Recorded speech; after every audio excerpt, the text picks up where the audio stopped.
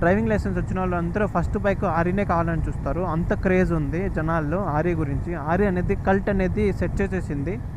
మీరు సిటీలో ఎక్కువ రైడ్ చేస్తే ఏ బైక్ మీకు సూట్ అవుతుంది, హైవేలో రైడ్ చేస్తే మీకు ఏ బైక్ సూట్ అవుతుంది అన్న పాయింట్ మీద డిస్కస్ చేస్తాను. సో ఈ కంపారిజన్లో డైలీ లైఫ్లో మీకు బైక్ ఎలా సూట్ అవుతుంది, అట్ ద సేమ్ మీరు ఏ బైక్ కొనేటప్పుడైనా మీరు గుర్తుంచుకోవాల్సిన పాయింట్స్ 8 ఉన్నాయి. వీడియో లాస్ట్లో నాకు 2.5 lakhs ఈరోజు ఇస్తే నేను will I choose Honda Highness again or will I shift back to service నెట్వర్క్లో రాయల్ ఎన్ఫీల్డ్ని కొట్టే బ్రాండ్ అయితే ఇంతవరకు లేదు. ఇవాళ నేను ఒక ఇంపార్టెంట్ టాపిక్ మీద డిస్కస్ చేద్దాం అనుకుంటున్నాను, where everyone will get confuse. That is Royal Enfield Classic 350 versus Honda Highness 350. So నేను ఈ వీడియోలో బ్రౌజర్ కంపారిజన్ చేయను, at the same time specification comparison చేయను. ప్రాక్టికల్గా మీరు బండి కొన్నాక మీకు ఎలా అనిపిస్తుంది, నా పర్సనల్ ఎక్స్పీరియన్స్ కూడా ఇన్వాల్వ్ చేసి నేను చెప్తాను హోండా హైనెస్ ఎలా ఉంది, at the same time ary Classic 350 ఎలా ఉంది అని. సో ఈ కంపారిజన్లో డైలీ లైఫ్లో మీకు బైక్ ఎలా సూట్ అవుతుంది, అట్ ద సేమ్ టైం హైవేలో ఎలా ఫీల్ అవుతారు, at the same time service cost ఎలా ఉంటుంది, అట్ ద సేమ్ టైం మీకు మైలేజ్ ఎలా వస్తుంది. సో ఈ టాపిక్స్ గురించి డిస్కస్ చేద్దాము. సో మీరు ఏ బైక్ కొనేటప్పుడైనా మీరు గుర్తుంచుకోవాల్సిన పాయింట్స్ 8 ఉన్నాయి. సో ఒకటి looks and design and road presence. Second వచ్చి ఇంజన్ క్వాలిటీ ఎలా ఉంది అని. థర్డ్ వచ్చి మైలేజ్, సో మైలేజ్ బైక్ ఎంత ఇస్తుంది అని. ఫోర్త్ వచ్చి ఫ్యూచర్స్. ఫిఫ్త్ వచ్చి రైడింగ్ కంఫర్ట్, హైవేలో ఎలా ఉంది, సిటీలో ఎలా ఉంది. సిక్స్త్ వచ్చి service network. Seventh is parts and accessories availability. Eighth is resale value. So ఇన్ని ప్రాపర్గా చెక్ చేసిన తర్వాతే మనం ఏదైనా బైక్ తీసుకోవడానికి ట్రై చేయాలి. సో నేను ఈ 8 పాయింట్స్ ఈ 2 బైక్స్లో ఎలా ఉంటాయని చెప్తాను. సో ఈ 2 bikes royal Enfield Classic 350 and Honda Highness 350 అనేది ఈ చెప్పిన 8 సెగ్మెంట్లోనూ దేంతోనూ పర్ఫెక్ట్గా కాదు, కానీ ఈ సెగ్మెంట్లో మీకు ఈ 8 కేటగిరీస్లో ఏమేమైతే యూజ్ అవుతాయో మీరు తీసుకోవచ్చు. దాన్ని బట్టి నాకు సిటీ రైడింగ్ బాగా కావాలి, okay you can go with Honda. నా కంఫర్ట్ బాగుండాలి, okay you can go with Royal Enfield అని నేను చెప్తాను ఫైనల్గా. At the same time video లాస్ట్లో నాకు 2.5 lakhs ఈరోజు ఇస్తే నేను will I choose Honda Highness again or will I shift back to RE Classic 350 అని కూడా చెప్తాను. ఎందుకంటే 2.5 lakhs అనేది నాట్ ఈజీ అమౌంట్. సో కాబట్టి మనం చూస్ చేసుకునే ముందే ప్రాపర్గా చూస్ చేసుకుంటే తర్వాత రైడ్ చేసేటప్పుడు కానీ వేరే వాళ్ళు తీసుకున్నాం కానీ మనకు రిగ్రెట్ ఉండదు. సో అందుకని నేను ఈ వీడియో ప్రాక్టికల్గా ఫ్యాన్ బాయ్ కంపారిజన్ కాకుండా ప్రాక్టికల్గా నేను కంపేర్ చేద్దామని డిసైడ్ అయ్యాను. నేను ఫస్ట్ ఈ బైక్ కొనేటప్పుడు నాకు యూట్యూబ్లో ఏ ఒక్క వీడియో కూడా లేదు comparison between Honda highness and classic 350. అన్నీ ఉండేవన్నీ జస్ట్ స్పెక్స్ కంపారిజన్ ఉన్నాయి అంతే. So let's start with the first point, looks and design. Honda అనేది జస్ట్ ఇప్పుడే వస్తుంది, కానీ రాయల్ ఎన్ఫీల్డ్ అనేది డెకేడ్స్ ఇంకా ఉంది. సో డెకేడ్స్ ఇంకా ఉన్నా కూడా ఇప్పుడు రాయల్ ఎన్ఫీల్డ్ ఎక్కడ బయట చూసామనుకోండి, ఆ క్రోమ్ ఎలిమెంట్స్ కానీ ఆ ట్యాంక్ ప్యాడ్స్ కానీ అంతా వింటేజ్ లుక్లో అట్లనే ఉంటుంది. సో డిజైన్ చేంజ్ అయ్యకన్నా కానీ మనుషులు అనేది దాన్ని చూడడానికి చాలా అంటే చాలా ఇష్టపడతారు హోండాతో కంపేర్ చేస్తే. హోండా కూడా బాగుంది, ఏమంటే హోండా ఇప్పుడిప్పుడే వస్తుంది కాబట్టి ఇంకా జనాల్లోకి అంత మైండ్లో వెళ్ళలేదు.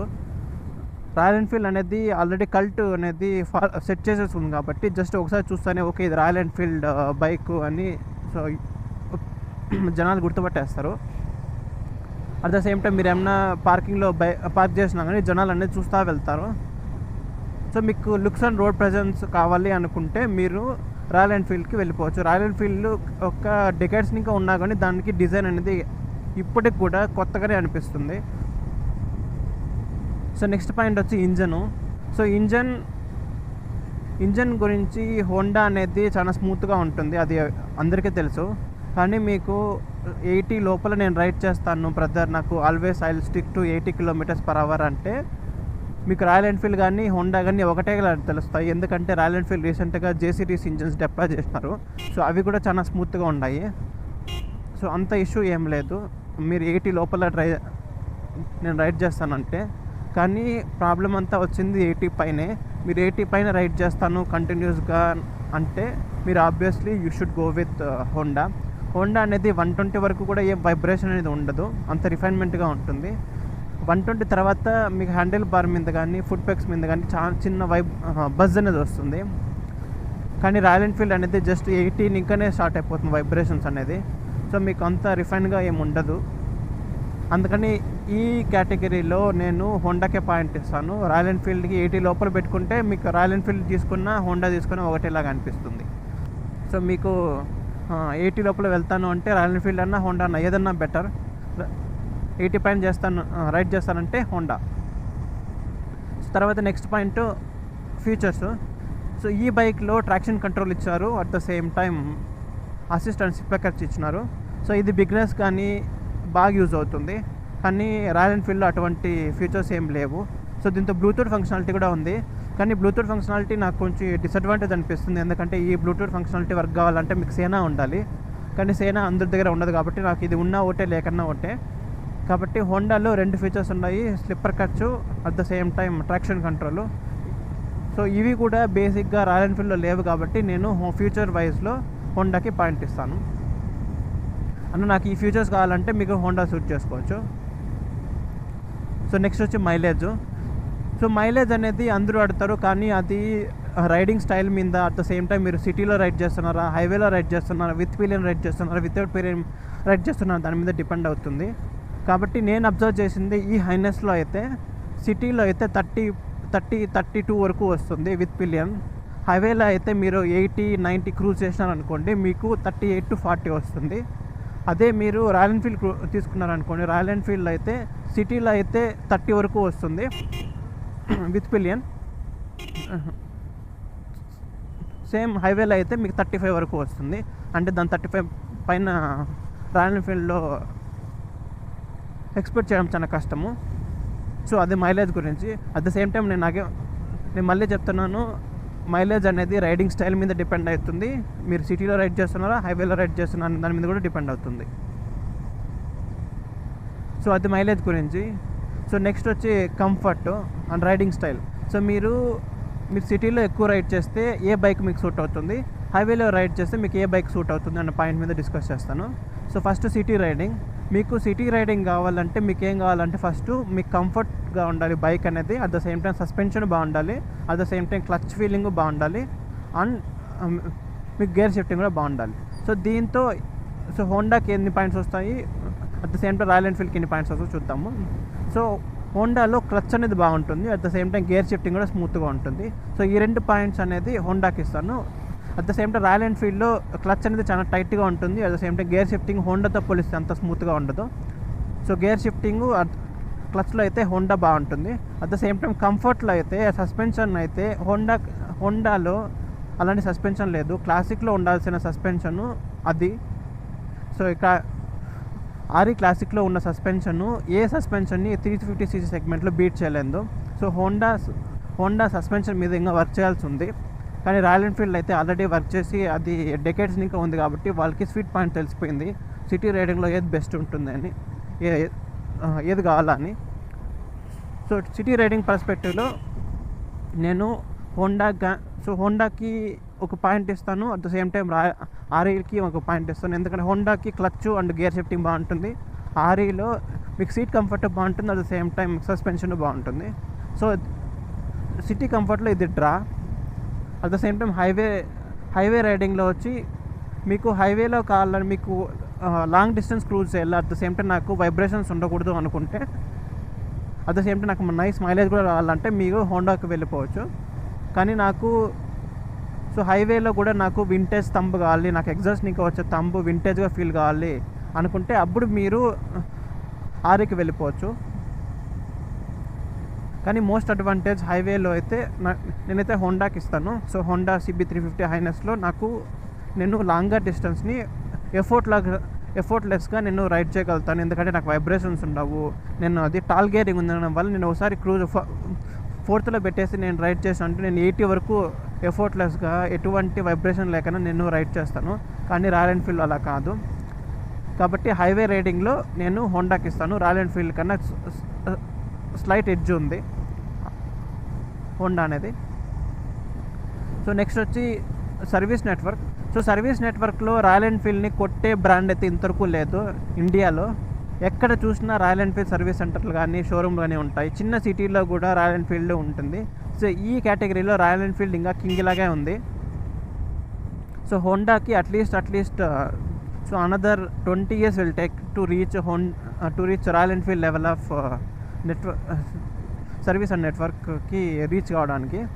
సో అందుకని ఈ పాయింట్ నేను ఆర్ఈకి ఇస్తాను. ఎందుకంటే ఆర్ఈలో చిన్న లోకల్ మెకానిక్ షాప్లో వెళ్ళినా కూడా మీరు అన్న నాకు ఇది బ్రేక్ వైర్ క్లచ్ వైర్ పోయిందన్న దీంతో రీప్లేస్ చేయాలంటే వాళ్ళు చేస్తారు.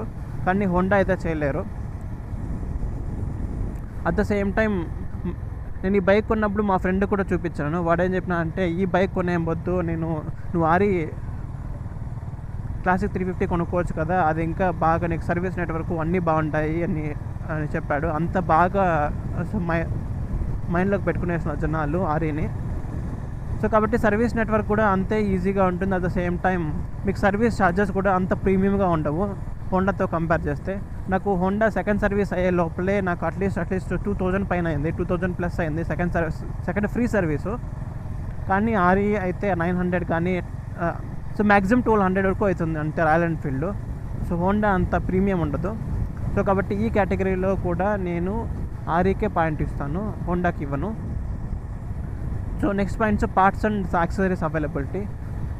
సో ఏమన్నా ఇప్పుడు కూడా సేమ్ లాస్ట్ చెప్పిన పాయింట్ లాగే ఆర్ఈలో కూడా మీకు పార్ట్స్ అండ్ యాక్సెసరీస్ కావాలి అంటే చిన్న షాప్లో కూడా దొరుకుతాయి. కానీ హోండాలో అయితే అలా కాదు. మీరు ఇప్పుడు మీ విలేజ్లో కానీ టౌన్లో కానీ మీకు ఏమన్నా బైక్ ఇబ్బంది వచ్చింది అనుకోండి, లోకల్ యాక్సెసరీస్లో షాప్లో కూడా పోయి అన్న నాకు ఈ క్లాసిక్ 350కి బ్రేక్ వైర్ క్లచ్ వైర్ ఇవ్వన్నా అంటే వాళ్ళు ఇచ్చేస్తారు. At the same time accessories కూడా ఫిట్ చేయన్నా అంటే కూడా వాళ్ళు ఫిట్ చేస్తారు. కానీ అట్ ద సేమ్ టైం హోండాకి వెళ్ళి హోండా గురించి చెప్తే వాళ్ళకి అసలు హోండా అనేది ఇంతవరకు ఈ క్లాసిక్ సెగ్మెంట్లో లాంచ్ చేసినా కూడా తెలియదు, అంత స్ప్రెడ్ కాలేదు ఇంకా హోండా. సో కాబట్టి పార్ట్స్ అండ్ యాక్సెసరీస్లో కూడా నేను ఆర్ఈకి పాయింట్ ఇస్తాను. ఏమంటే హోండాలో పార్ట్స్ అండ్ యాక్సెసరీస్ క్వాలిటీ అనేది బాగా మెయింటైన్ చేస్తుంది. అంత ఫాస్ట్గా అవి కానీ డ్యామేజ్ కావు. కానీ ఒకసారి డ్యామేజ్ అయితే మీరు ప్రీమియం పే చేయాల్సిందే, there is no other go, అలా ఉంటుంది. Next last point is resale value. So resale value మీరు ఇప్పుడు 1 lakh kilometer రైడ్ చేశారనుకోండి, లేకంటే 3 years రైడ్ చేశారు, నేను వేరే బైక్ కొనుక్కోవాలి అనుకుంటే మీకు రీసేల్ వాల్యూ కూడా బాగా రావాలి. ఇప్పుడు హోండాని అంతగా ఎవరు చూడడం లేదు, కానీ ఆర్ఈ అయితే ప్రతి చిన్న డ్రైవింగ్ లైసెన్స్ వచ్చిన వాళ్ళు అందరూ ఫస్ట్ బైక్ ఆర్ఈనే కావాలని చూస్తారు. అంత క్రేజ్ ఉంది జనాల్లో ఆర్ఈ గురించి. ఆర్ఈ అనేది కల్ట్ అనేది సెట్ చేసేసింది. సో మీరు కానీ రాయల్ ఎన్ఫీల్డ్ కొనుక్కోవాలని ఒక చిన్న డ్రీమ్ నాకు కూడా ఉండింది, రాయల్ ఎన్ఫీల్డ్ కొనుక్కోవాలన్న డ్రీము. అలాంటి డ్రీమ్ ఉన్న వాళ్ళు గ్యారంటీ సెకండ్ హ్యాండ్లో అయినా కూడా మీకు కొనుక్కుంటారు.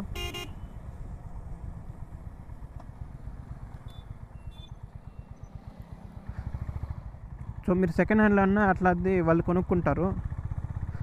సో ఇప్పుడు ఐఫోన్ ఎలా ఉంది, ఐఫోన్ అనేది అందరికీ డ్రీమ్ కొనుక్కోవాలని కదా. సో అట్లానే రాయల్ ఎన్ఫీల్డ్ కూడా కొనుక్కోవాలని చాలామందికి డ్రీమ్ ఉంటుంది.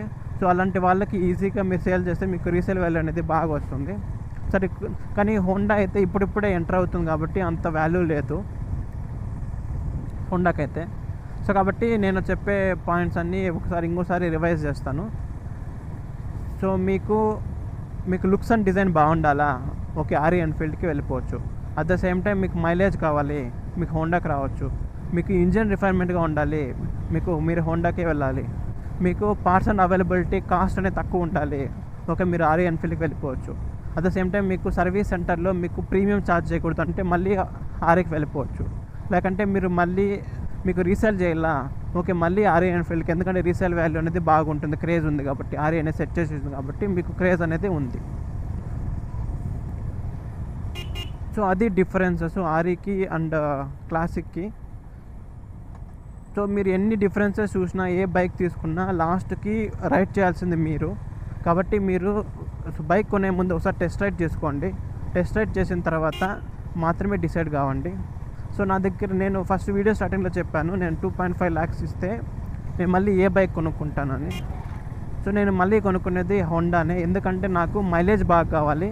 అట్ ద సేమ్ టైం నాకు హైవేలో నేను బాగా ఎఫర్ట్లెస్గా క్రూజ్ చేయాలి 100 km/hతో. అట్ ద సేమ్ టైం నాకు ఇంజన్ బాగా స్మూత్గా ఉండాలి.